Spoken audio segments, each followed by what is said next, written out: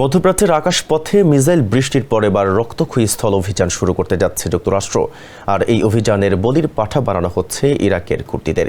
যুক্তরাষ্ট্রের দীর্ঘদিনের ছক অনুযায়ী ইরাক সীমান্ত ভেদ করে হাজার হাজার প্রশিক্ষিত কুর্দি যোদ্ধা ইরানে প্রবেশ করেছে এবং দেশটির নিরাপত্তা বাহিনীর বিরুদ্ধে সরাসরি সম্মুখ যুদ্ধ শুরু করেছে।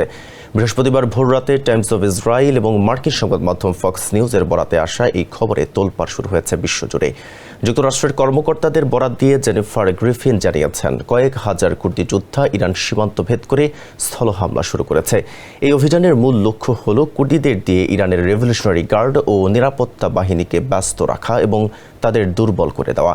পেন্টাগনের পরিকল্পনা অনুযায়ী নিরাপত্তা বাহিনী যখন সীমান্তে কুর্দিদের সামলাতে হিমশিম খাবে, ঠিক তখনই ইরানের সাধারণ মানুষকে সরকার পতনের জন্য রাজপথে নামানো হবে। বার্তা সংস্থা এপিকে দেওয়া এক সাক্ষাৎকারে কুর্দি কর্মকর্তা স্বীকার করেছেন যে যুক্তরাষ্ট্রের অনুরোধেই তারা হাজার হাজার যোদ্ধাকে প্রস্তুত করেছিলেন এবং এখন তারা অ্যাকশনে নেমেছেন। দীর্ঘদিনের ইরান সরকার বিরোধী এবং কুর্দিদের গেরিলা যুদ্ধের অভিজ্ঞতা তেহরানের জন্য বড় মাথা ব্যথার কারণ। তবে ইরান সরকার এই স্থল অভিযানের খবরকে সম্পূর্ণ মিথ্যা ও গুজব বলে উড়িয়ে দিয়েছে। তাদের দাবি, এটি পশ্চিমাদের মনস্তাত্ত্বিক যুদ্ধের অংশ।